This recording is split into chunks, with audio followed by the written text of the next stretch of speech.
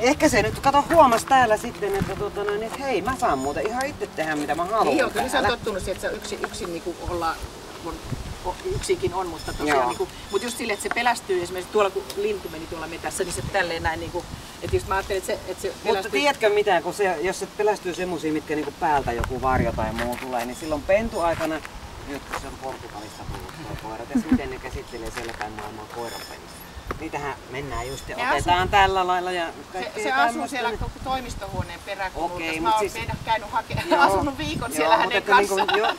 Ne voi käsitellä niitä vähän eri lailla kuin meillä. Se voi ihan tiedätkö, joku reaktio siihen, että päältä tulee joku, että se näkee niinku varjon. Niin ei vaan tietysti semmonen, että kun kuuluu ääni tai just joskus kun tulee joku ihminen mustissa vaatteissa. No se heikoi hetki oli noi ampumiset kyllä, että koska niin sitähän se reagoi. Mutta muuten tää meni vallan niinku kivasti, että jos ajatellaan tätä ensimmäistä kohtaa toimintakykyä tässä. Ja sen erikoiskokeet on tuo meidän kelkka ja pimeä huone ja sitten nämä kaikki muut osiot, niin sen toimintakyky on oikeasti ihan hyvä, eli se on +2.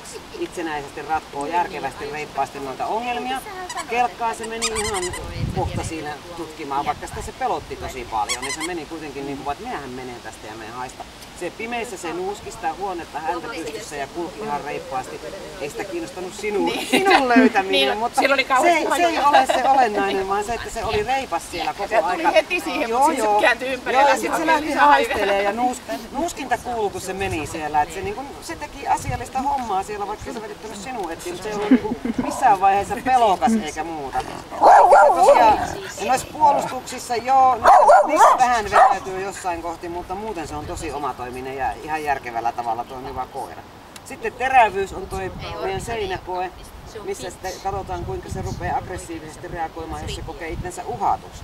Se hyvin totisesti katsoi heti aluksi, että sieltä tulee joku. Ja aika nopeastihan se rupesi siellä haukkumaan. Ja se oli ihan selvästi niin kuin hätääntynyt ja kiukkuneen siinä sillä lailla, että se ei ollut vaan mitään ilmoitushaukkua, että jos sä itse kuulit sen äänensä, niin sehän oli niin kuin, jotain, että se niin oikeasti reagoi. Se on +3 kohtuullinen ja sitten ilman jäljelle jäävää hyökkäyshalua. Hyökkäyksen loputtua se on pari rauhoittavaa signaalia tekee, että oot sä nyt varmasti kartalla. Täällä on hirveän hyvät rauhoittavat signaalit tällä koiralla, josta huomasitte tuolla matkan varrella. Niin se kauhean helposti niin tarjoaa niitä, että se nuoleskelee vähän huulia ja tämmöistä niin ihmistä rauhoittelee. Et sillä on oikeasti hyvät pelinsäännöt tässä hommassa. Niin se on se terävyys on +3 kohtuullinen ilman jäljelle jäävää hyökkäyshalua. Hyvin antaa sitten tulla itteensä siliin. Puolustushalu. Kun te kimpassa menette tonne, miten se sitten haluaa laumaansa puolustaa, niin kyllä sillä on siinä ajatus, että hän haluaisi puolustaa, se on +1 pieni, koska se taas siinäkin se sitten välillä vetäytyy ja tulee vähän jotain sanomaan. Se on enemmän semmoista ilmoittamista siinä kohti, että sehän ei ollut oikeasti vihainen, vaan se vaan vähän räksytti, että joku tänne tulee. Se vaan niinku se vähän pitkä aika katsoo hiljemmin kohtaa, että kiva, sä tulit tänne. Ei, mutta kyllähän se nyt oli niinku vähän totinen, että voidaan sanoa, että sillä on pieni halu puolustaa, mutta ei se sitten kauheasti ymmärtänyt, mitä siellä kuuluu tehdä. Ja se oli vähän semmoista, että ilmoitan nyt, että joku tulee. No taisteluhalu, erikoiskoemme ja leikkiminen, niin sitten kaiken kaikkiaan muuten, miten se koira täällä tsemppaa sillä lailla, että se taisteluhaluhan saa koiran niin yrittämään vielä vähän lisää, jos sitä joku asia esimerkiksi pelottaa. Ja sitten taisteluhalu, niin se on semmoista tsemppia koiralla. Tämän taisteluhalu on +2 kohtuullinen. Se vaatii vähän virittelyä, mutta ei se ole mikään sähköinen muskelta. Se vaatii vähän semmoista virittelyä aina, kun se lähtee käyntiin, niin kuin siinä leikissäkin. Sitten kun saatiin leikki käyntiin, niin se kyllä siitä ihan jollain lailla vetääkin ja vähän sitä saa uhata, mutta se on kohtuullinen +2 puhtaasti tällä taistelulla. Hermorakenne, miten te sitten aikana kuormittuu tässä, eikä tämä on tarkoitus, että sitä kuormitetaan koko ajan kasvavasti tässä. Se on +1 hieman rauhallinen, se kuormittuu ei niin paljon, että tässä mitään virpumisia tarvitsisi välillä tehdä ja antaa sille palvelukselle.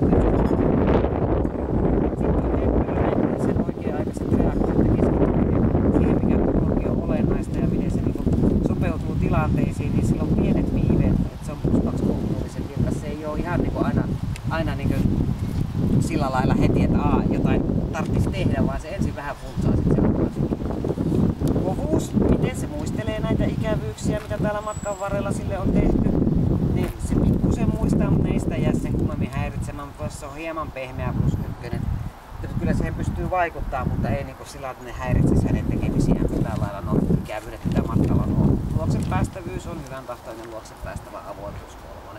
Ei sillä ole meidän kanssa missään tilanteissa ongelmia. Sitten on tuo laukauspelottomuus ja se on laukausautismi myös puolella, koska sehän vaan niinku paheni sillä toisella ja sen takia me ei enää kolmatta haluttu ampukka, kun selkeästi näytti, että se haluaa pois. Et laukauskokematon koira on semmonen, mikä niinku sopeutuu siihen tilanteeseen, mutta tällä se levottomuus lisääntyy.